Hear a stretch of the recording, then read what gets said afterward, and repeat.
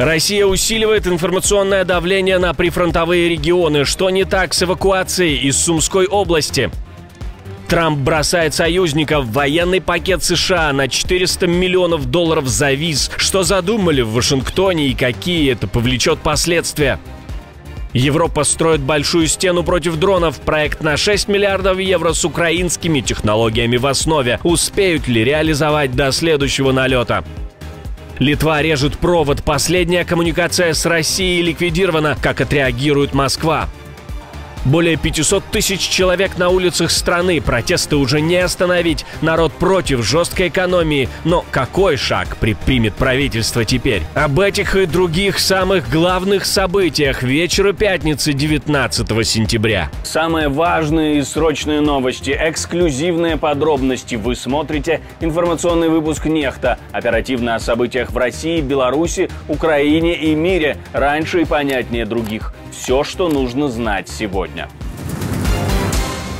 Эвакуация в Сумах и области. Именно такой посыл и повод для паники пытались создать россияне своим коварным ходом времен Второй мировой войны. В селе Велика-Писарівка на Сумщине россияне раскидывают листовки с призывами к эвакуации, прикрываясь мнимой опекой над мирными гражданами. Сумская областная военная администрация называет происходящее информационно-психологической операцией. Цель – посеять страх и хаос. Власти подчеркивают, это стандартная тактика оккупантов в приграничных громадах. Забота в листовках всего лишь ширма для пропаганды. Жителей просят доверять только официальным источникам, сохранять спокойствие перед провокациями и при реальной угрозе действовать по инструкциям гражданской защиты.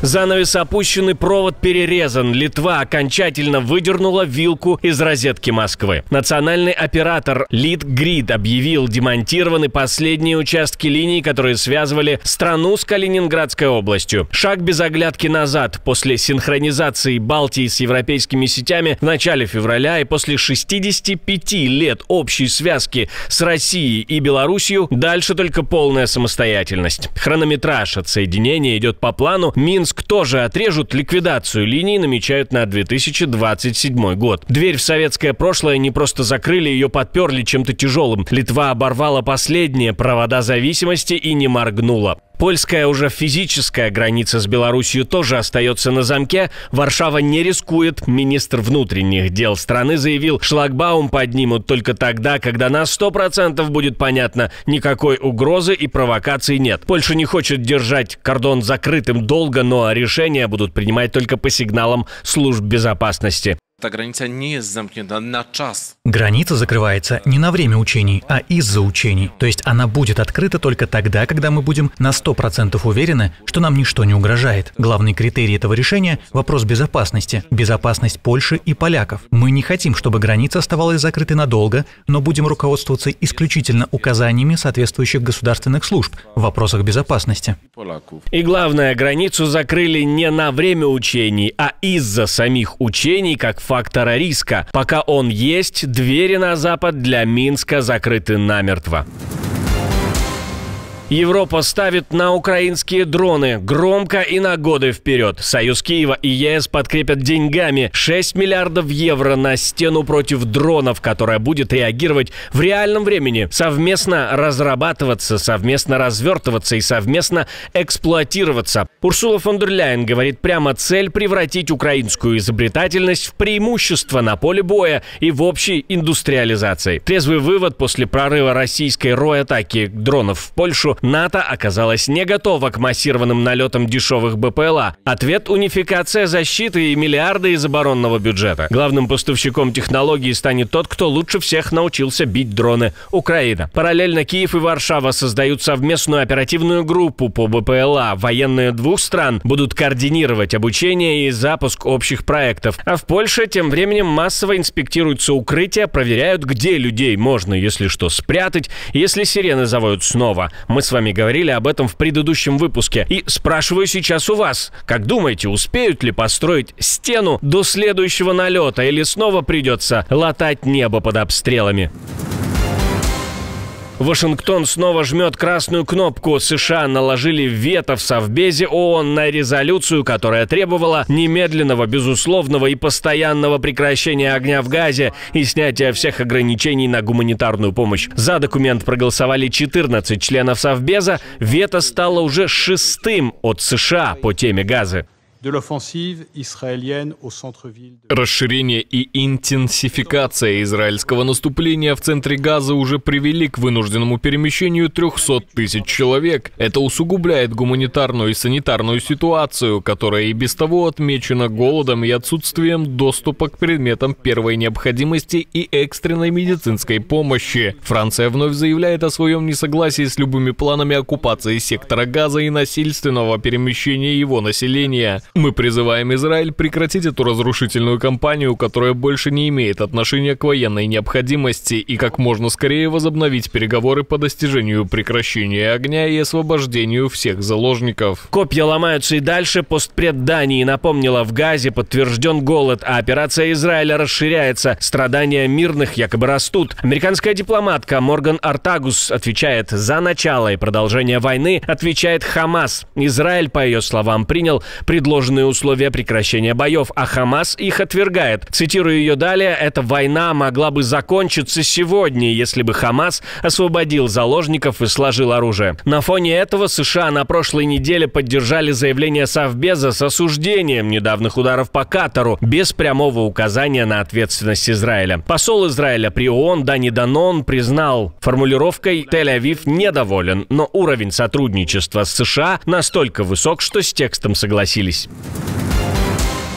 Разворот по Тайваню. Трамп притормозил военную помощь. Пакет свыше $400 миллионов завис ради сделки с Китаем. Об этом пишет The Washington Post со ссылкой на 5 собеседников. Белый дом пытается договориться о торговом соглашении и возможном саммите с Си Цзиньпином. Решение еще могут отменить, но сам факт уже выглядит как смена курса Вашингтона по Тайваню. 2 источника уточняют: пакет был бы более смертоносным, чем предыдущие: боеприпасы и автономные беспилотники. Представитель Белого дома говорит, что решение пока не принято. Посольство Тайваня в Вашингтоне комментариев не дает. Параллельно продолжаются сделки по линии оборонных ведомств. В августе в Анкоридже США и Тайвань согласовали крупную продажу оружия. По данным 4 источников, Тайбэй готов оплатить новый пакет на миллиарды долларов через дополнительные расходы на оборону. Акцент — асимметричные средства, то есть дроны, ракеты, береговые сенсоры. Но поставки нового поколения займут годы. Тайвань уже ждет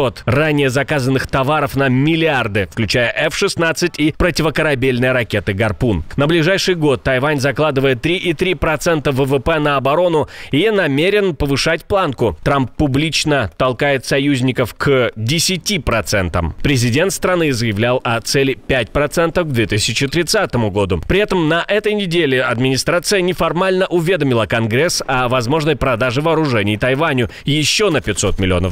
Трамп уверяет, что при нем Пекин не решится на вторжение и планирует поговорить с Си уже в конце недели. Вопрос на столе простой и жесткий: станет ли заморозка летнего пакета частью торга с Китаем, или Вашингтон все же нажмет плей для Тайваня? Как думаете вы? Напишите в комментариях под этим видео.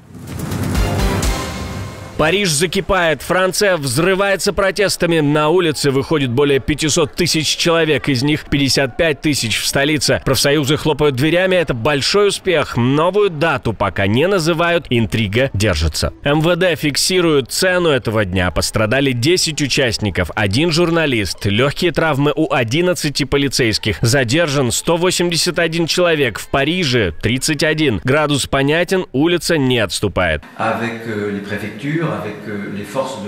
Конечно, как и ожидалось, были и радикалы. Свыше 7 тысяч до 7300 человек. Речь идет о Black Bloc. Это разные группы, но 7300 — это очень много. Как видно на видеозаписях, они пытались сорвать шествия и демонстрации. К счастью, наши правоохранительные органы сработали оперативно. Это позволило нам обеспечить свободу на демонстрации. Наше конституционное право. Причиной народного гнева стал проект бюджета 2026 с жесткой экономией. Новый премьер Себастьян Лекарню предлагает почти то же, что его предшественник Франсуа Байру, урезать ради гигантского долга бюджет. Большинство французов не верит, что Лекарню сумеет дожать парламент и пролезть между вотумом недоверия и пустой казной. Страна входит в клинч, счетчик долго тикает, улицу давит, депутаты режут воздух руками. Сорвут ли протесты бюджет и кресло премьера заодно? Как думаете? Не забывайте оставлять свое мнение под этим видео. Польша бьет тревогу. По сетям гоняют фейк с офицером ВВС, который якобы комментирует вторжение российских дронов. Минобороны предупреждает: цель – посеять страх и недоверие к вооруженным силам Польши. По словам ведомства, поток дезинформации усилился. Это организованная кампания, а не случайность. Призыв простой – делиться в соцсетях только тем, что пришло из надежных источников.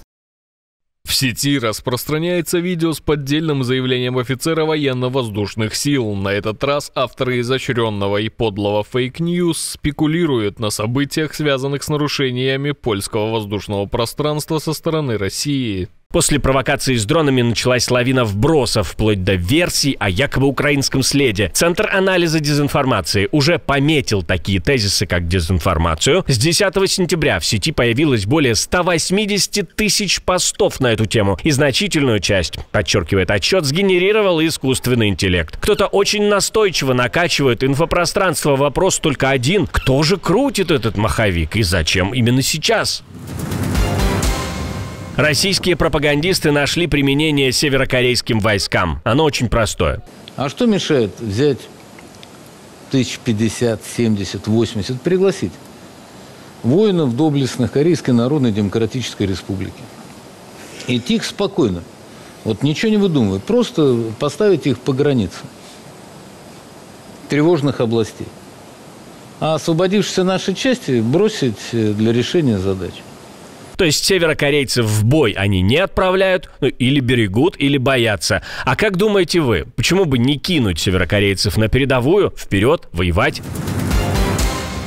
Отдельное спасибо, что досмотрели до конца. Спасибо за ваше доверие. Жду развернутых комментариев, лайков и репостов. Это важно, чтобы нас становилось больше. На этом пока все. До новых встреч и хороших вам новостей.